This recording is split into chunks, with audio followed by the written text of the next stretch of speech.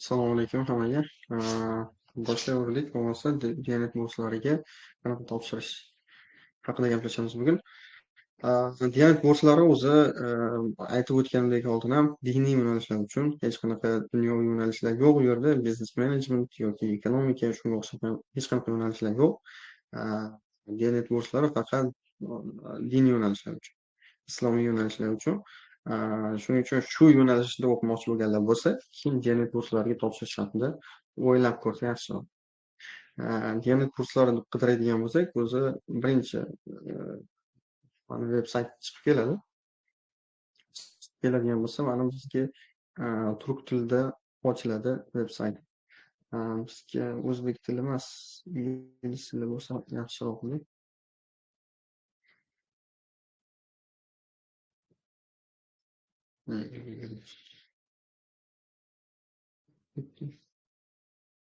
Veb-sayt chiqib keladi. Veb-saytda dedlaynlargacha ko'rsatib turishadi. Necha kun qolgani, necha soat qolgani, hamma narsani. Va shu yerdan ro'yxatdan o'tib, hozir qanaqa topshirishni ko'rib chiqamiz. Inglizcha bo'ladimi? Inglizcha bo'ladi. Bu yoqdan o'tkazsa ham bo'lar ekan. Demak, mana application qachon ochilgan? 15-yanvar ochilgan. Sohalari, asosiy sohalari. Birinchi kiradigan bo'lsak, sohalar chiqaman. Qaysi universitetlar bor? Bu yo'nalishlar o'qisa bo'ladigan universitetlar ro'yxatdan chiqarishadi. Va shu universitetlardan birortasini tanlab o'qisanglar bo'ladi. Va mana applicationni ko'rib chiqadigan bo'lsak, deadline'ni bu yerda mana birinchi process bu application process. Hozirgi ya'ni jarayon 15-yanvarda boshlangan, 28-fevral, ya'ni 6 kundan keyin tugaydi. Shuning uchun unchalik qiyin emas topshirish, lekin bemalol topshira olasizlar. 1-2 soat o'tiradigan bo'lsanglar, hozir biz ham yarim soat ichida ko'rib chiqsak kerak menimcha. Mana shu yerdan apply now tugmachasini bosamiz. Ya'ni hozir topshirish. Bizda hech qanaqa ro'yxatdan o'tilmagan, shuning uchun find program and register ni bosamiz. Bu yerda mana shu sohalarni ham nomini tarjima qilsak yaxshiroq bo'ladi. Bachelor's programni tanlaymiz. Biz high school programga topshirmayapmiz, ya'ni maktabga topshirmayapmiz yoki graduate, ya'ni magistraturaga topshirmayapmiz. Hozir biz demak bachelor'sga topshiryapti. Pakiston deb yozib belgilab olamiz. Bu yoqda mana sohalar bilan chiqib keladi.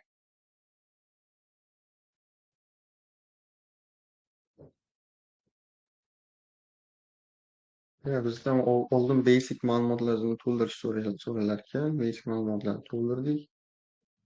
Bo'lgan sanasi necha yil bo'lib qoladi?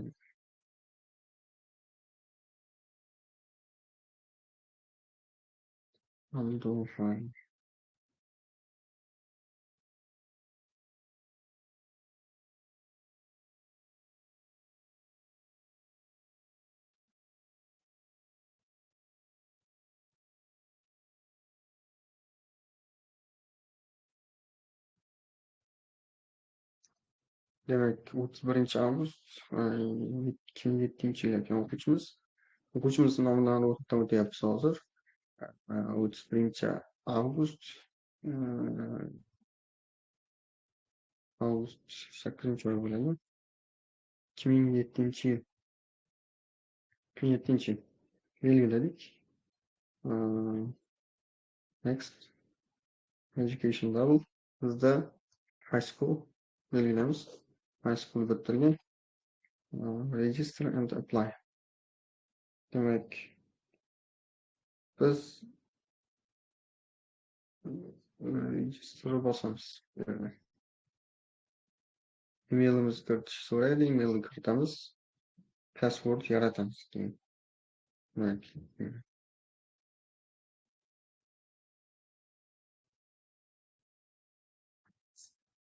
2007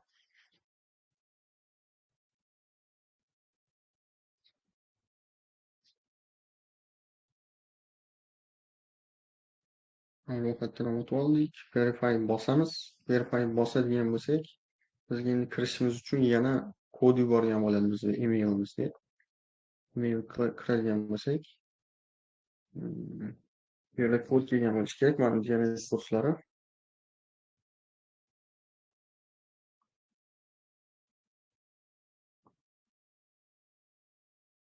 Oxiri kelgan qachon? 2000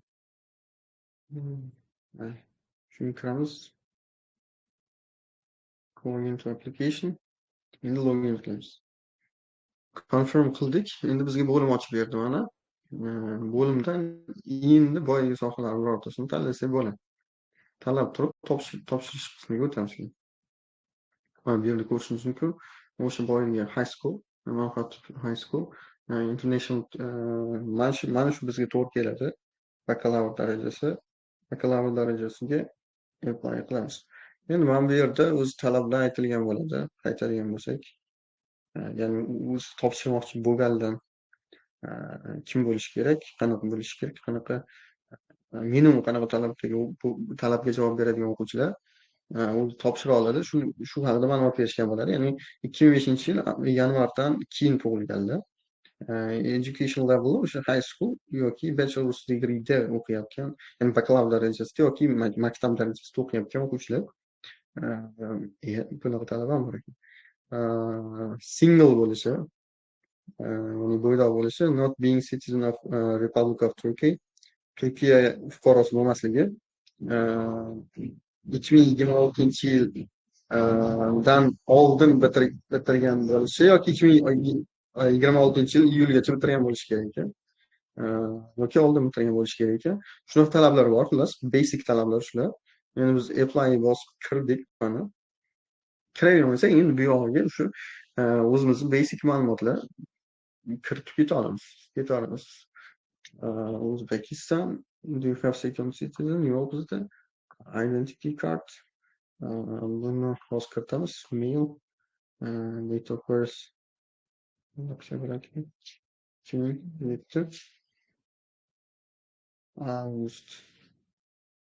August 31. Demak, tanladik. Single, religious belonging, Islam.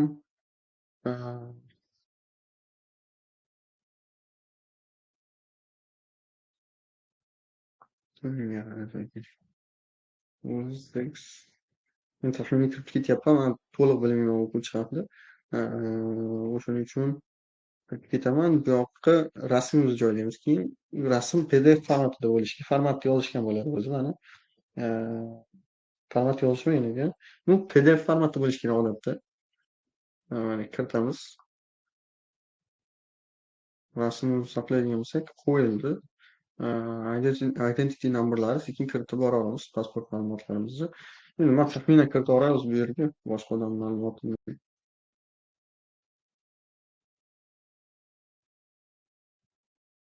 qilsam bo'ladi. Identity papers, ID karta. Mana bu yerga rasmiy holat yuklasalar ham bo'lardi. PDF bo'lishi shart emas ekan. Shu yuklash kerak bo'lgan narsalarni yuklab upload qiladigan bo'lsak, upload kerak emas ekan. Yoki ishlamayapti upload images. Okay, save qilsak bo'ladi. Upload bo'ldi, o'zi avtomatik save qildik. Bu qism mana to'ldi. Keyingi qismga o'tamiz. Tergana yashaydi bu o'quvchimiz. Telefon raqam O'zbekiston.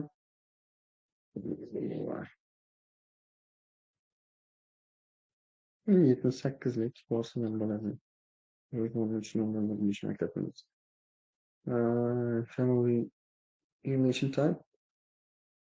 Bu yerda. Okay, married.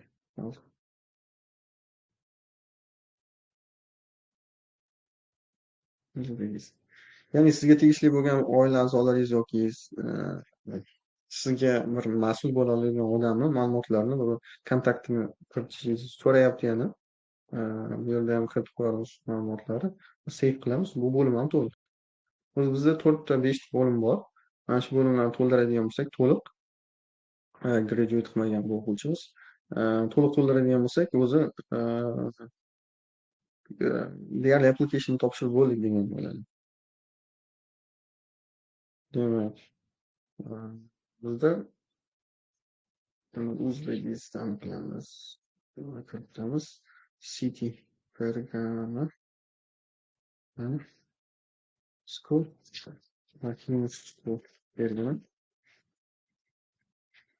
Va class 11-klass system 5 ya'ni system score system nima so'rayapti? Baho qanaqa qo'yiladi sizlarga? To'rtgacha bo'ladi odatda misol uchun boshqa maktablarda yoki universitetlarda. O'shaning uchun sistema har xil hamma joyda. Bizda average score 5. Start date high school'ga 2024 sentyabr desak bo'ladi. 4-sentyabr. Expected to graduation date, ya'ni qachon bitirilishini biz kiritishimiz kerak, high school qachon bitirishini. iyulda emas, ya'ni may qilib kiritamiz. Mayning 25-sida bitiradi bu kirit. Education paper. Endi bu yerda so'rayapti, agar bitirgan bo'lsang bizga o'sha baho, attestatni yuklanyapti bu yerga, yoki o'sha maktabingdan dokument olasan deydi. Shu o'quvchi shu maktabimizda o'qiyapti va estimated graduation date, ya'ni taxminan bitiradigan sanasi mana bu sanadan deb turib hujjat qilib beradi. Pechat bilan imzo qilib bosib, o'shani skaner qilib PDF shaklida mana shu yerga yuklaysan. Bo'ldi. Keyin yana save bosadigan bo'lsa saqlaydi. Hozir menda education paper yo'q. Yoki bormi? Buni kiritib turamiz birorta narsani. Bu yerdan to'lish uchun. Aytaylik, mana shahodatnomani yukladim. 9-sinfga edi u. Upload bo'ldi, save bosdim. Ona strict bo'lsa kerak deb umid qilamiz. Strict yes bo'lsa kerak. Parents diverse, no deb umid qilamiz. Specify your level of Islamic normal deylik. Indicate your level of knowledge of the Holy Quran. Qur'ondan darajang qanaqa deyapti. Misol uchun endi hamma har xil bo'ladi. O'shaning uchun belgilaysiz. Bular juda muhim, chunki sizlar diniy yo'nalishda o'qimoqchisizlar va bu bo'yicha o'zingizlar educationinglar bo'lishi kerak. Shunaqa. I got some memorization deymiz. Endi intent letter bor bunda ham. Aytaylik, nimaga diyet kurslarida o'qimoqchisan yoki nimaga Turkiyada o'qimoqchisan va nimaga aynan shu soha nima tanlading degan ma'noda sizdan insho so'rashadi. Mana shuni juda murakkab bo'lishi shart emas. Genuine, ya'ni samimiy tarzda mana shu nishonni yozib turib, mana shu yerga joylaydigan bo'lsangiz bo'ldi. O'tgan yil 3 ta qiz bola o'quvchilarimiz bilan topshirganmiz. Uchalalari qabul qilish, uchalar 3 kishi emas ekan, 5 kishi bilan topshirgan ekanmiz. 3 talar qabul qilinishgan, o'sha 3 talarda ham adashmasam arab tili sertifikat bor edi, B2 bor edi. Va nishoni ham yaxshi yozishgan. Bu tomonlama ham bilimlari ancha yaxshi edi adashmasam. Chunki ancha yaxshi belgilagandik. Shu qabul qilinishgan. Shuning uchun arab tili darajangiz, mana bu narsalar muhim. Va inshoga ham e'tibor beringlar. Demak, interview place deydi, ya'ni interview bo'ladi, bundan keyingi bosqich interview bo'ladi. O'sha interview qayerda bo'lsin deydi, so'raydi. O'zbekiston bizga. O'zbekistonda faqatgina Toshkent region desak, o'sha yerdan chiqib keladi xolos mana. O'zbekiston muloqot markazi. Buni endi save qilishimiz qat'iy pastda. Mana I want to choose a school. School preference deyapti, ya'ni aynan qaysi universitetga borib o'qimoqchimisan yoki sening farqida o'qimoqchi. Agar I want to choose deydigan bo'lsak, shu o'zimiz universitet tanlashimiz kerak bo'ladi. Nechta tanlasa bo'lardi? Chipsiz shekli menimcha. Yoki bormi? Tanlasa bo'larkan, hammasini tanlasa bo'larkan. O'shaning uchun menimcha I want to choose school bosmaganimiz ham yaxshiroq. I do not want to be placed in another education system or more others and education system I prefer.